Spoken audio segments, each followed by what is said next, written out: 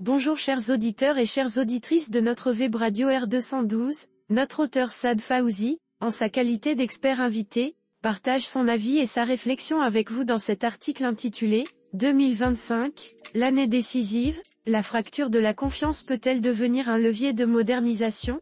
Le voici en podcast pour vous. Le dernier baromètre du Haut Commissariat au Plan (HCP) tombe comme une douche froide. 83% des ménages marocains jugent leur niveau de vie en dégradation, 97% dénoncent une hausse continue des prix, 80% prévoient une montée du chômage. Face à ce constat, une vérité s'impose, la confiance est au plus bas. Cette défiance ne se limite pas à une perception passagère, elle traduit un malaise structurel qui interroge la capacité du modèle économique actuel à offrir une trajectoire d'inclusion, de croissance et d'innovation sociale. C'est par ce constat sans appel que Saad Fawzi ouvre sa réflexion, mettant d'emblée en lumière une crise de confiance généralisée au sein de la société marocaine. Un climat national sous tension, quand la consommation devient un indicateur de stress social, alors que l'inflation semble se stabiliser autour de 3,2% en glissement annuel après les pics de 2022 à 2023, les ménages, eux, ne ressentent aucun répit. Plus de 80% estiment que ce n'est pas le moment d'acquérir un bien durable, automobile, logement, électroménager. Ce refus de consommer est révélateur d'un double mécanisme, d'une part, une baisse du pouvoir d'achat réel, plombée par la hausse des prix alimentaires, notamment les produits de base comme le sucre, les légumes ou les huiles, en hausse de 15 à 35% sur 2 ans, et d'autre part, une anticipation négative de l'avenir, qui pousse à l'épargne de précaution, voire au repli. Ce repli est plus prononcé chez les jeunes urbains et les classes moyennes émergentes, ces mêmes segments que le Maroc ambitionne de faire monter en puissance dans son projet de transformation économique. L'expert invité poursuit son analyse en explorant l'impact psychologique de la crise sur la consommation, révélateur d'un malaise plus profond chez les populations jeunes et les classes montantes. Un chômage qui fige l'espoir, la jeunesse, variable d'ajustement d'un modèle en panne. Le taux de chômage national dépasse aujourd'hui les 13%, avec des pics à 35% chez les jeunes diplômés urbains. Cette catégorie, censée incarner l'espoir d'un Maroc nouveau, devient paradoxalement le symbole d'une économie incapable d'absorber ses propres talents.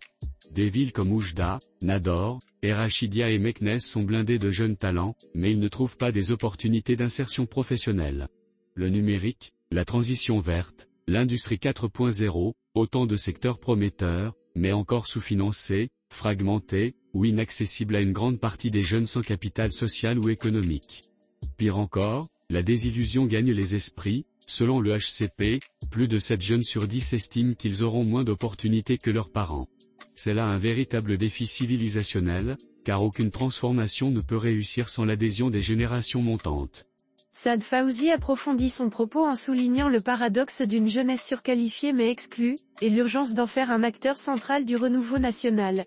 Une économie résiliente, mais trop lente dans sa redistribution, il serait injuste de ne pas reconnaître les efforts macroéconomiques consentis, croissance attendue à 3,7% en 2025, réforme du système de protection sociale, investissement public en hausse, plus de 335 milliards de dirhams prévus en 2025, et attractivité croissante des ID, plus 13% en 2024. Mais ces performances ne se traduisent pas encore en mieux vivre quotidiennement. Le multiplicateur social de la croissance reste faible, plombé par la lenteur administrative, les inégalités territoriales et l'insuffisante digitalisation des services publics. Il souligne ici une contradiction majeure, les progrès macroéconomiques ne suffisent pas à enrayer la fracture sociale si leur impact ne se répercute pas concrètement dans la vie des citoyens. Quelle piste pour restaurer la confiance ? Le regain de confiance dans l'économie nationale ne se décrétera pas par le discours politique seul. Il exige des actes structurants, visibles, et à fort impact social immédiat, doublés d'une vision cohérente de transformation à moyen et long terme. Restaurer la confiance, c'est surtout faire ressentir à chaque citoyen que l'action publique le concerne, le soutient, et lui ouvre des perspectives. Cela passe par 2 horizons d'action, l'urgence de la fluidité et la nécessité d'un nouveau paradigme.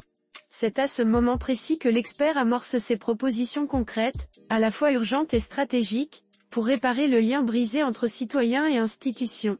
À court terme, un choc de fluidité, de ciblage et de visibilité sociale. Digitaliser l'accès aux aides sociales, l'État-providence et l'ère mobile first. Le Maroc dispose d'un socle solide avec la généralisation de la protection sociale, mais il est encore freiné par une fragmentation institutionnelle et une opacité d'accès aux droits. Il est impératif de mettre en place une plateforme nationale unique, interopérable, mobile first, intégrant l'AMO, les aides sociales ciblées, les pensions minimales, et les subventions. Ce guichet digital universel, associé à l'identité numérique, permettrait un ciblage précis, une réduction de la fraude, et surtout une dignité d'accès. Le Brésil a ainsi transformé sa politique sociale à travers le programme Bolsa Familia, piloté numériquement via une carte sociale et un système de gestion intégré. Résultat, plus de 50 millions de bénéficiaires servis avec efficience, tout en renforçant la transparence et l'équité. Saad Fawzi enrichit sa proposition en s'appuyant sur un exemple international, montrant que la technologie peut devenir un levier puissant de justice sociale. 2. Alléger la fiscalité locale sur les TPE/PME, libérer l'initiative au lieu de la freiner dans un contexte de faible liquidité, la pression fiscale sur les petites entreprises devient un frein au démarrage.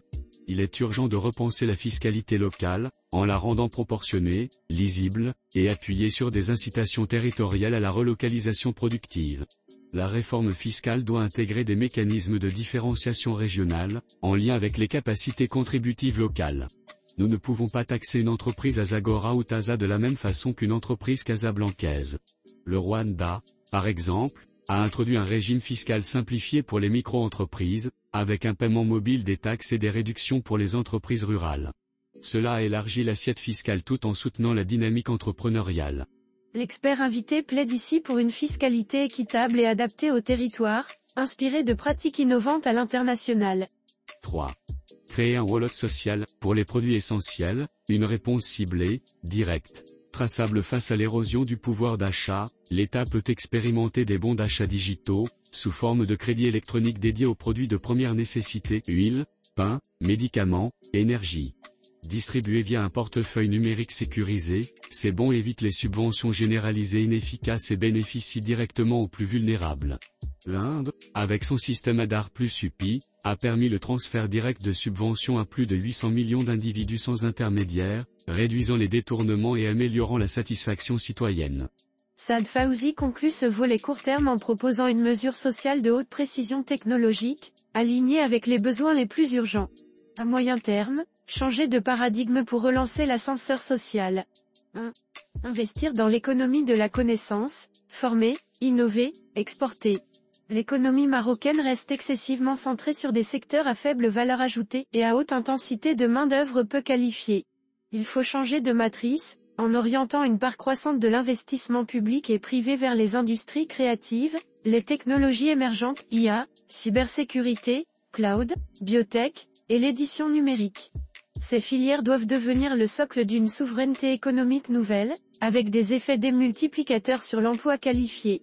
La Corée du Sud, en crise dans les années 80, a fait le pari stratégique de l'innovation et de l'éducation. Aujourd'hui, elle consacre 4,8% de son PIB à la R&D, avec un leadership mondial dans les industries culturelles et numériques. L'expert développe ici une vision d'avenir tournée vers la connaissance et l'innovation, en appelant à un véritable changement de cap stratégique. 2. Créer une banque de la jeunesse, un levier d'égalité des chances entrepreneuriales. Nombre de jeunes porteurs de projets ne franchissent jamais le seuil du financement, faute de garantie, de réseau, ou de lisibilité administrative. Il est temps de créer une banque digitale de la jeunesse, à gouvernance mixte publique-privée, dotée d'un fonds d'investissement à impact et d'un réseau d'incubateurs territoriaux. Cette structure offrirait un accompagnement intégré, financement, formation, mentorat, formalisation administrative et suivi post-lancement. La procédure d'ouverture d'un compte bancaire professionnel au Maroc est un véritable combat de militarisme. Le Mexique, à travers son programme Jovem Construyendo el Futuro, a déjà accompagné plus d'1 million de jeunes avec un double objectif, insertion économique et stabilité sociale. Il propose ici une structure inédite et audacieuse pour transformer le potentiel de la jeunesse en force économique concrète. 3. Réformer le pilotage de l'action publique, vers un État orienté vers le bien-être. Il ne suffit plus de mesurer le PIB. Le pilotage stratégique des politiques économiques doit reposer sur des indicateurs de bien-être multidimensionnels, mobilité sociale, accès aux soins, qualité de vie urbaine, justice spatiale, qualité institutionnelle. L'OCDE encourage aujourd'hui ses membres à intégrer ces indicateurs dans l'élaboration budgétaire. Le Maroc gagnerait à se doter d'un observatoire national du bien-être, rattaché au Parlement, pour évaluer en continu l'impact social des politiques publiques.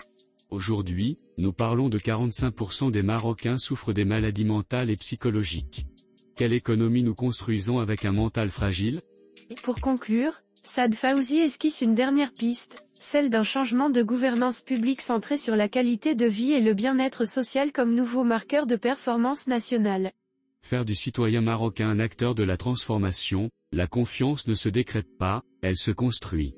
Pour cela, l'État doit passer d'un rôle de protecteur passif à un catalyseur actif d'opportunités, en intégrant les ménages, les jeunes, et les territoires dans la fabrique des politiques économiques. Le numérique peut être l'outil de cette inclusion intelligente, s'il est porté par une volonté politique claire. Une fracture à réparer, une nation à réveiller, le Maroc de 2025 n'a pas besoin d'un choc électoral ou fiscal. Il a besoin d'un choc de confiance. La crise actuelle peut être l'opportunité d'un aggiornamento national, où la résilience sociale devient la nouvelle frontière de la croissance. Le défi n'est pas uniquement économique. Il est culturel, institutionnel et générationnel. Et il exige, plus que jamais, une alliance entre l'innovation, la justice sociale et le courage politique. Chers auditeurs de la web radio R212, merci d'avoir été à l'écoute de ce podcast et de partager avec nous ce moment d'échange et de découverte. Votre présence et votre fidélité sont notre plus belle récompense. On se dit à très bientôt, si vous le voulez bien. Avec toute notre gratitude, l'équipe de R212.